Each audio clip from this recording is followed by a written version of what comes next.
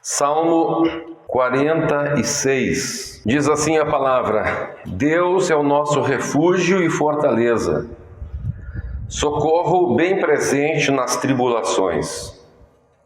Portanto, não temeremos, ainda que a terra se transtorne e os montes se abalem no seio dos mares. Ainda que as águas tumultuem e espumejem, e na sua fúria os montes se estremeçam.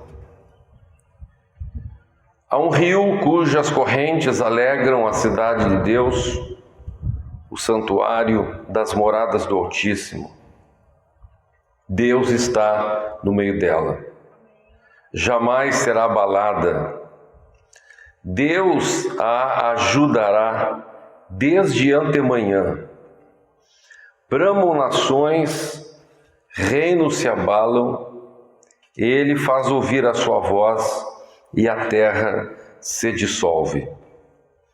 O Senhor dos exércitos está conosco, o Deus de Jacó é o nosso refúgio. Vinde, contemplai as obras do Senhor, que assolações efetuou na terra. Ele põe termo à guerra até aos confins do mundo, quebra o arco e despedaça a lança, queima os carros no fogo. Aquietai-vos e sabei que eu sou Deus, sou exaltado entre as nações, sou exaltado na terra. O Senhor dos exércitos está conosco, o Deus de Jacó é o nosso refúgio. Neste Salmo 46, nós podemos dizer que ela traça para nós um planejamento no meio da crise. Primeiro, a palavra de Deus nos mostra um cenário de crise, e depois a palavra de Deus nos mostra o que nós devemos fazer em um cenário de crise. Então, a palavra de Deus nos mostra, nestes versículos, no versículo 2, a palavra de Deus nos mostra uma crise da natureza. Então, diz a palavra de Deus que a terra pode se transtornar. Essa palavra transtornar significa a terra ficar fora de ordem, as coisas se desordenarem, como é o caso, por exemplo, que estamos passando hoje, o caso de uma pandemia. A terra pode se transtornar por meio do clima que está mudando. Alguns dizem que teremos um cenário catastrófico diante da mudança de clima, diante do aquecimento global. Não sei até onde isso tem fundamento, mas não estamos aqui para discutir isso, mas estou dando exemplos da terra se transtornando. A palavra de Deus depois ainda fala, aqui dá um exemplo de uma crise provocada por fenômenos da natureza. Então a palavra de Deus fala sobre os montes se abalarem no seio dos mares, mencionando aqui a possibilidade de terremotos. Aqui poderíamos incluir furacões, inundações, fenômenos da natureza que trazem destruição. A palavra de Deus ainda fala no versículo 3, especificamente a respeito de um tsunami. E no verso 3 diz: ainda que as águas tumultuem e espumejem. Depois a palavra de Deus volta a falar sobre os terremotos, e na sua fúria os montes se estremeçam. Olha o cenário de crise que a palavra de Deus está nos traçando. Depois do versículo 6, a palavra de Deus fala sobre crises políticas. Diz assim a palavra: bramam nações, reinos se abalam. A palavra de Deus então está nos trazendo diversas possibilidades de crise. Crise de transtornos, de pandemias, crises de fenômenos da natureza, crises políticas, crises econômicas, reinos se abalando, nações bramando. Então, em todo este quadro de crise, que a palavra de Deus nos apresenta como possíveis, crises possíveis para nós, para a nossa vida, para que nós enfrentemos. A palavra de Deus, então, ela começa a mostrar o que é que nós devemos fazer no momento de crise. E depois, por fim, a palavra de Deus começa a mostrar o que é que Deus faz nestes momentos de crise. Então, em primeiro lugar, a palavra de Deus, ela nos apresenta como solução neste momento de crise uma convicção que deve estar em nosso coração, que Deus é o nosso refúgio e fortaleza. Glória a Deus. Temos que pensar em Deus como refúgio e pensar em Deus como fortaleza. O refúgio são para pequenas situações. O refúgio pode ser uma toca, pode ser uma pequena caverna. E a fortaleza seriam para grandes embates.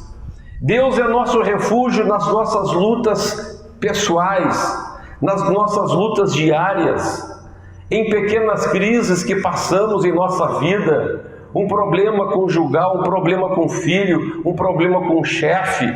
Temos que pensar em Deus como refúgio, aquele lugar onde nós podemos nos esconder por algum tempo. Mas Deus também é fortaleza nos grandes embates da vida. Em meio a essa pandemia, Deus tem sido uma fortaleza para a nossa vida. Deus tem sido uma fortaleza para o Ministério Restauração. Este lugar aqui, meus irmãos, tem sido a manifestação da fortaleza de Deus para a nossa vida. Nesse lugar a igreja batalhou pela minha vida quando eu estava lá em Portugal. Neste lugar a igreja batalhou pela vida do pastor Valdelírio, que estava com 1% de chance de sobrevivência, estava lá falando no hospital, mas ele já está em casa para a glória do nome do Senhor. Neste lugar aqui batalhamos pela vida do pastor Jorge Walker, que também tinha poucos, não era 2 dígitos de chance de sobrevivência, também já está lá em casa com a sua família. Quantos irmãos passaram por esta tribulação, quantos irmãos passaram por estes momentos de guerra, mas a igreja do Senhor Jesus Cristo tem crido que o Senhor é fortaleza, Ele é refúgio nos nossos problemas pessoais, rotineiros do dia a dia, e Ele é fortaleza nos grandes embates, nas grandes guerras que a igreja tem enfrentado. Ele é fortaleza nas guerras espirituais. Estamos vivendo dias terríveis em que o mundanismo está avançando. E quando nós decidimos fazer a vontade de Deus, cumprir o querer de Deus, buscar o querer do Senhor, buscar santidade, no meio de tanta opressão, de tanto combate contra a santidade, o que é que nós precisamos? Nós precisamos de uma fortaleza, nós precisamos de muralhas para a nossa igreja. Parece impossível manter uma igreja na sã doutrina em pleno século 21, mas quando pode parecer impossível, tem que pensar: Deus é fortaleza, Deus é fortaleza, aleluia, e eu creio no Deus de Israel, o Deus dos exércitos. Ele é o Senhor da guerra, glória a Deus. Ele é o Senhor, então, das pequenas lutas pessoais. Ele é nosso refúgio e Ele também é fortaleza nas grandes guerras da igreja e da nossa vida. A palavra de Deus, então, diz-nos que depois de nós termos esta convicção, depois de termos esta lembrança de Deus como refúgio e também como fortaleza, eu devo, nestas horas de crise, tomar uma atitude de não temer. Jó, quando escreve no capítulo 3, Quando ele chega no último versículo, ele diz: aquilo que eu temo me sobrevém, e aquilo que eu receio me acontece. Portanto, a primeira coisa que o diabo quer fazer em nós diante desse cenário de crise é nos fazer ter medo. O medo nos faz fugir. O medo nos faz covardes. O medo nos faz deixar a fé de lado. Nós deixamos de fazer o que Deus tem para nós fazermos.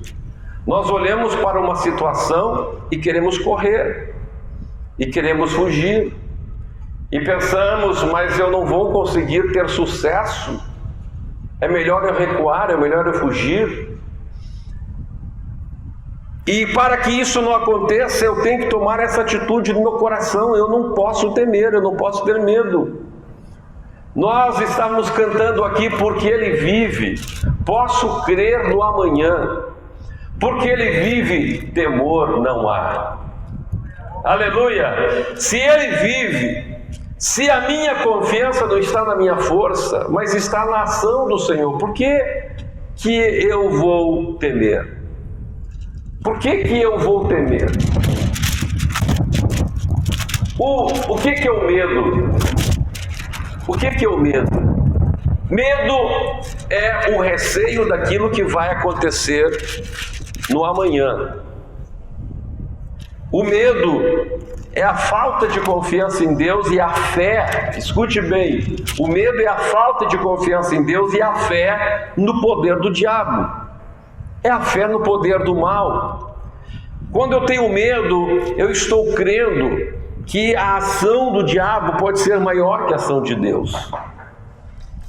Quando eu tenho medo, eu não estou acreditando que Deus é capaz, Deus é suficiente de proteger-me, de ajudar-me, de guiar-me na situação que eu estou enfrentando.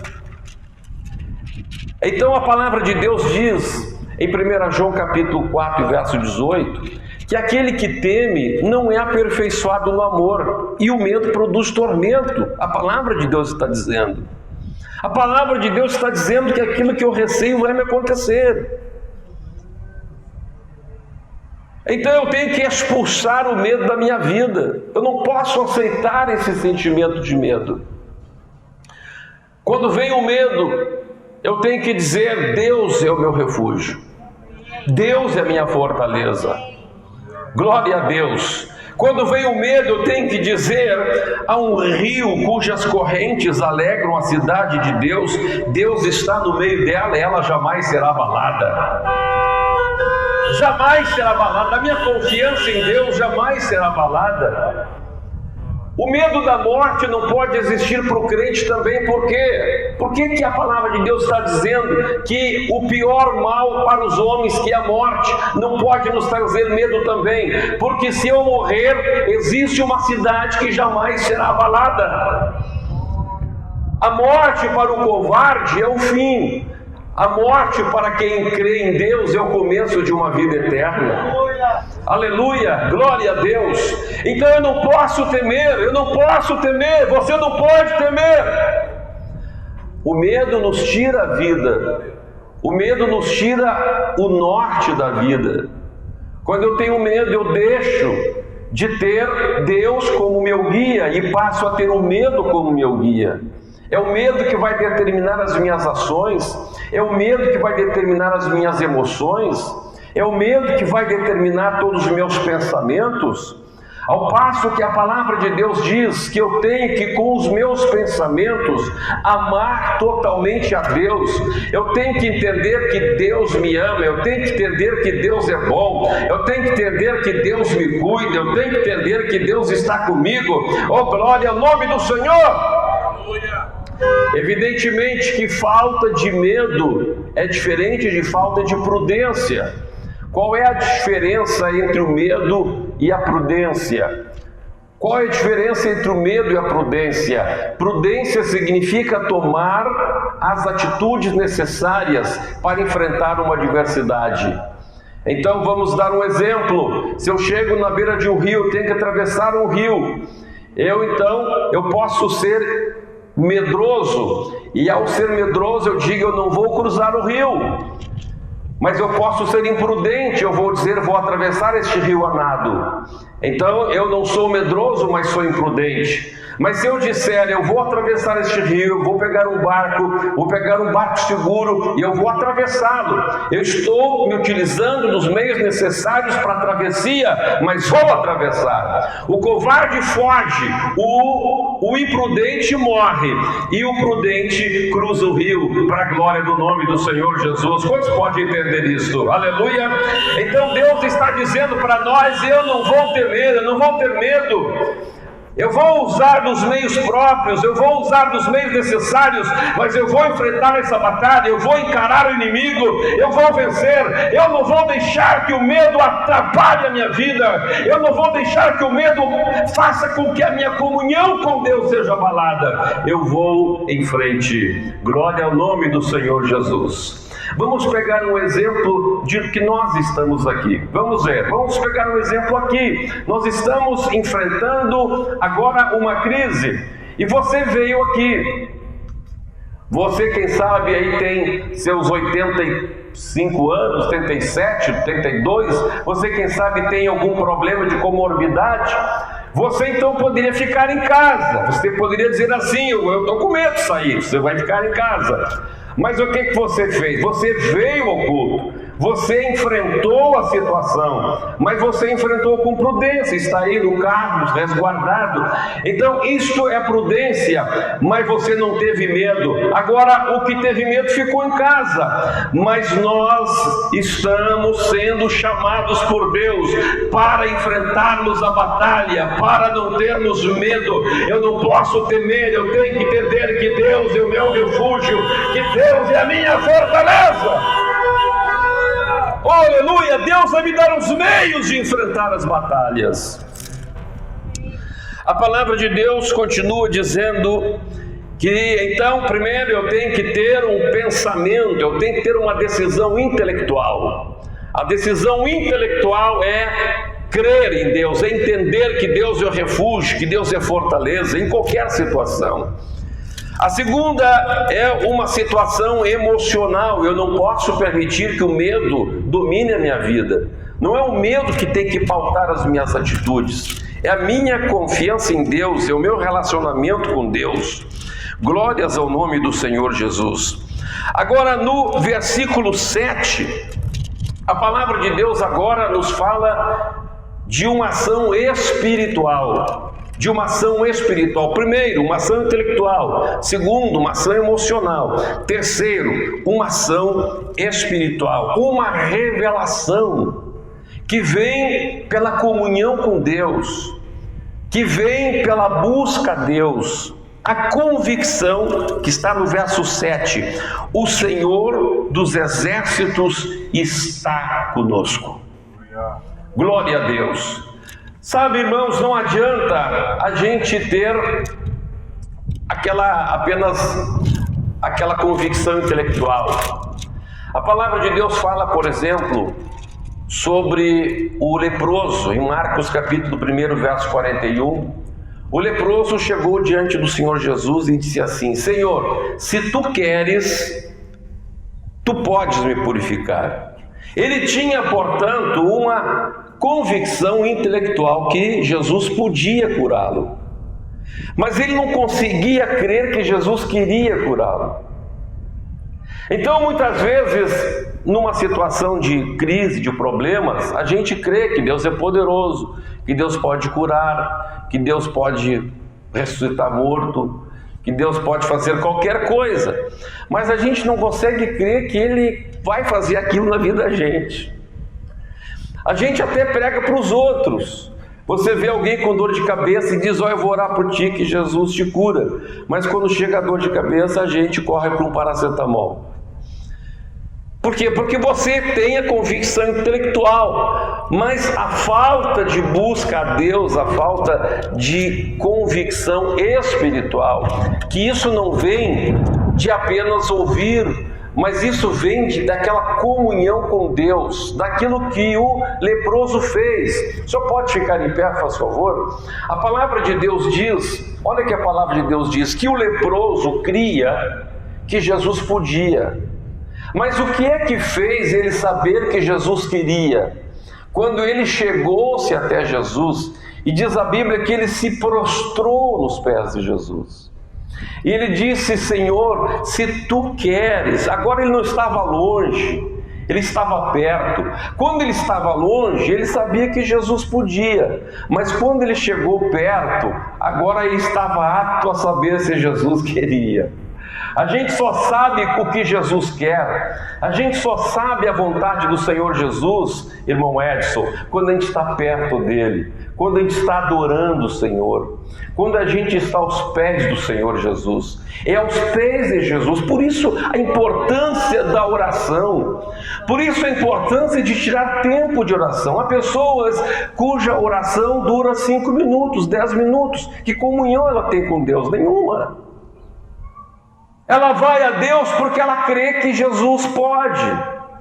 Mas as coisas não acontecem na vida dela porque ela não tem a revelação daquilo que Jesus quer. E aqui a palavra agora chega no verso 7 e nos mostra que nós temos então que depois da ação no nosso intelecto, na ação na nossa emoção, nós precisamos de uma ação de Deus lá no nosso espírito, que nos traga uma convicção poderosa, uma convicção que nos faz invencíveis. Invencíveis. E foi o que aconteceu com o leproso. Ele se jogou aos pés do Senhor e gritou: Senhor, se tu queres, tu podes. Eu sei que tu podes. O Senhor Jesus tocou. Toque em mim, por favor, irmão. Toque em mim. Jesus o tocou. Oh, glória a Deus. E Jesus revelou para ele. Jesus disse: eu quero. Eu quero. Eu quero. Eu me lembro quando em outubro de 2005, Deus me chamou para um jejum do Senhor. E eu sabia que Deus podia dar para nós um templo. Nós pagávamos uma fortuna pelo cinema e pelo anexo lá na rua Vigário José Inácio. E Deus me chamou para o jejum do Senhor. E ali durante 13 dias eu fiquei aos pés do Senhor Jesus. Eu fiquei 13 dias ali, sem comer, só tomando água. Quando chegou no 13º dia, Jesus me tocou. Aleluia. Jesus me tocou. E Ele me deu um arrebatamento, me levou até a Voluntários da Pátria e disse, o anjo me disse: aqui será a sede do Ministério Restauração. Oh, glória a Deus. Ali entrou uma convicção no meu espírito. Não era na minha mente, não era na minha alma, foi uma revelação de Deus. Aleluia! E quando vem esta revelação, esta convicção, o Senhor está comigo. O Senhor está comigo nesta empreitada. O Senhor está comigo nesse projeto. Nada pode nos abalar. Nada. O monte pode tremer. O tsunami pode chegar.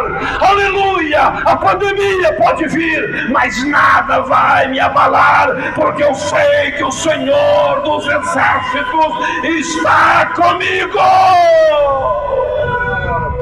É uma ação espiritual. É uma ação no mundo espiritual. Obrigado.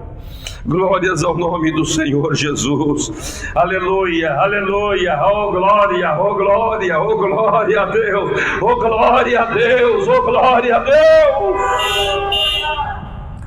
Agora a palavra de Deus nos fala a respeito da manutenção dessa convicção. Porque o que acontece muitas vezes a pessoa recebe aquela convicção, mas depois ele sai da presença de Deus e ele vai se deparar de novo com um cenário de crise. E aí muitas vezes ele vai perdendo aquela convicção. Foi o que Deus disse, por exemplo, o Senhor Jesus disse para o pastor da igreja em Éfeso: eu tenho contra ti que tu perdeste aquela convicção inicial, aquela convicção do primeiro amor. Aí o Senhor Deus, ele nos traz nessa receita extraordinária do Salmo 46, ele nos traz como nós devemos manter isto. E a palavra nos fala da contemplação espiritual. O Salmo de número 103 fala com mais detalhes a respeito do que significa a contemplação espiritual.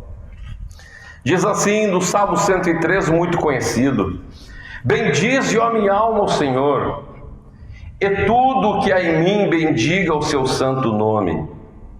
Bendize, ó minha alma, ao Senhor, e não te esqueça de nenhum só dos seus benefícios. Quem pode dar glória a Deus? Aleluia! Oh, glória a Deus! Eu tenho que agora cultivar na minha vida o hábito da contemplação espiritual, do agradecimento a Deus.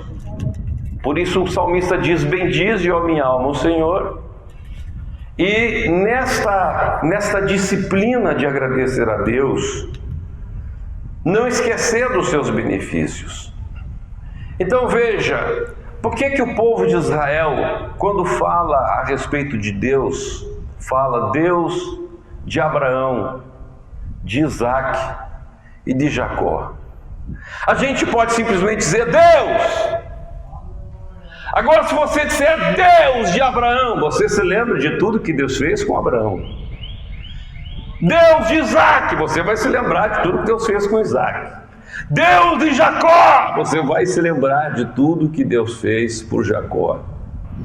Agora, meus irmãos, quando você começa a bendizer o Senhor, quando você na sua oração começa a falar para Deus e para a tua alma naquela oração sobre as coisas que Deus já fez, e nós não fazemos isto, nós gostamos de cobrar Deus, mas nos esquecemos de tudo que Deus fez. Isto é uma falha, isto é um erro. A palavra de Deus diz que Abraão se fortaleceu na fé dando glória a Deus.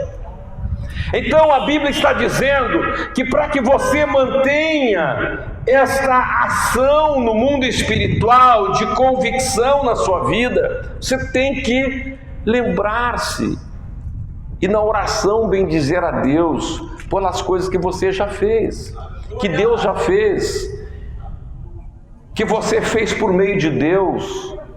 Aleluia! Isso é importantíssimo. Eu tenho isso na minha vida, irmãos, e isso tem me mantido em pé, com todos os ataques, com traições, com combates, com lutas contra o diabo, com pesos que eu carrego que você não consegue nem imaginar, noites que eu passo na presença de Deus. Essa noite foi uma noite que entrei até meio da madrugada na guerra, clamando contra Deus, ou clamando a Deus contra as ações do inimigo, buscando a presença de Deus. Como é que a gente pode suportar isto? Deus tem me mostrado isso já desde a minha juventude. Eu tenho que dar glória a Deus. E tem uma bênção na minha vida, que é a bênção da minha salvação. As pessoas que estão perto de mim sabem que cada vez que eu vou agradecer a teu alimento, eu agradeço, Senhor, eu te dou graças pela salvação. Eu tenho que lembrar a minha alma que Jesus me salvou. Amém. Glórias a Jesus. Eu tenho que lembrar a minha alma que Ele derramou seu sangue por mim. Eu tenho que lembrar a minha alma que se Ele me salvou, que se Ele me libertou do inferno, que se Ele me livrou da morte espiritual, que se Ele me livrou das garras de Satanás, Ele pode fazer qualquer coisa pela minha vida. Oh, glória a Deus! Oh, glória a Deus! Então o salmista está nos falando aqui no Salmo 46, assim como falou lá no Salmo 103, eu tenho que cultivar a contemplação espiritual. Eu tenho que bendizer a Deus por aquilo que Ele fez. Eu tenho que colocar isso como regra na minha vida, como disciplina na minha vida, disciplina na minha oração. Então vamos lá, em primeiro lugar eu tenho que ter uma convicção intelectual, que Deus é meu refúgio e Deus é minha fortaleza, meu refúgio nas lutas diárias, fortaleza nos grandes embates, nas grandes guerras. Segundo, eu tenho que controlar as minhas emoções não podem fugir da presença de Deus, não pode fugir do controle de Deus, eu não posso ter medo. Em terceiro lugar, a palavra de Deus diz então que nós temos que ter essa experiência espiritual, eu tenho que ter esse toque de Deus na minha vida, a convicção de que Deus está comigo. Em quarto lugar, então, para manter este avanço que fizemos no mundo espiritual, eu tenho que cultivar a contemplação, eu tenho que glorificar o nome do Senhor Jesus Cristo, eu tenho que honrá-lo por aquilo que Ele fez. E agora diz a palavra de Deus, em quinto lugar, vem o verso 10. O verso 10 diz que agora eu tenho que me aquietar. Eu tenho que me aquietar. O que acontece com muitas pessoas, pastor Edson? A pessoa vem seguindo toda a receita de Deus. Ele vem seguindo toda a receita de Deus. Vamos comparar, preste atenção aqui. Nós vamos comparar essa receita aqui com a receita de um bolo. Eu acho que cai muito bem aqui. A minha mãe me ensinou a fazer bolo quando eu tinha ali meus 7, 8 anos de idade. Eu gostava muito de fazer bolo. E a mãe dizia que o meu bolo era muito bom. Eu fazia um pão de ló que a gurizada lá em casa gostava. Agora veja, eu como criança você sabe que ela é muito ansiosa. E quando a gente fazia e deixava lá para crescer, para o fermento, para crescer a massa, vocês acham que a criança gosta de ficar esperando ou quer abrir o forninho? A gente deixava a massa crescer lá no forno, não é? Você acha que a criança quer deixar a massa crescer normal ou que está toda hora abrindo o forno? Irmã Marlene, irmã que é doceira, criança vai querer abrir o forno ou deixa lá a massa esperando? Lá quer toda hora abrir. A mãe dizia, não abre, vai estragar. Não abre, vai batumar. E é isso que Deus está dizendo. Muitas vezes a gente faz as coisas para Deus. Você entra numa vida de oração, de jejum, você tem convicção, você busca a direção de Deus e Deus começa a te direcionar a coisa, mas chega um momento que a massa é para fermentar, que Deus vai agir, que Deus vai trabalhar, mas aí você quer agir, você quer meter a tua mão, você quer fazer aquilo que é para Deus. As medidas de prudência são para ti, plantar, regar é para ti, mas crescimento é Deus que dá. Aleluia. Aleluia. Senão não precisaríamos crer em Deus. Senão poderíamos fazer as coisas sem orar. Mas nós temos que chegar no momento que aí é o momento de Deus. Aí eu não posso meter a mão. Aí eu vou batumar a massa. Não sei se é batumar, se é betumar, mas você entendeu o que eu estou querendo dizer. Aí você tem que deixar Deus agir. E diz o verso 10: aquietai-vos e sabei que eu sou Deus.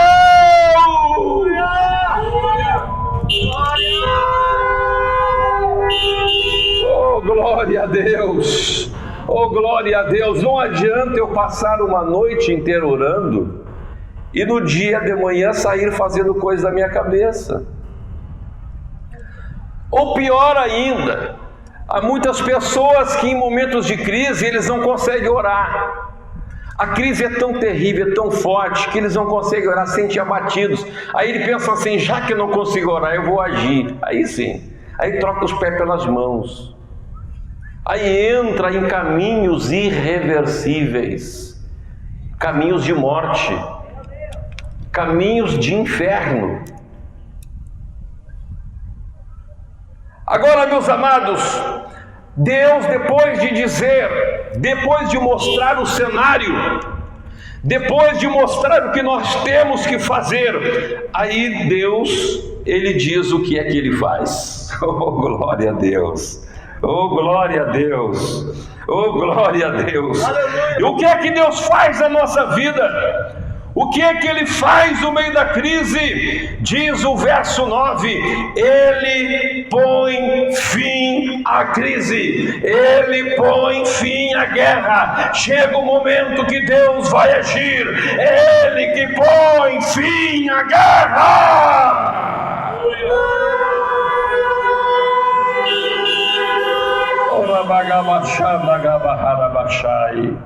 Mas agora aqui a palavra de Deus mostra, irmãos, como é que Deus põe fim à guerra. Qual é a diferença entre a nossa ação, quando a gente age, e quando Deus age? Quando a gente age, a gente se defende. Quando a gente age, a gente pode até matar um inimigo. Quando a gente age, a gente pode escapar, fugir. Eu vou correr para o mato, eu vou me render, eu vou fazer alguma coisa da minha cabeça. Agora, o que a Bíblia fala, como é que Deus age? Diz assim: Ele põe termo à guerra até aos confins do mundo.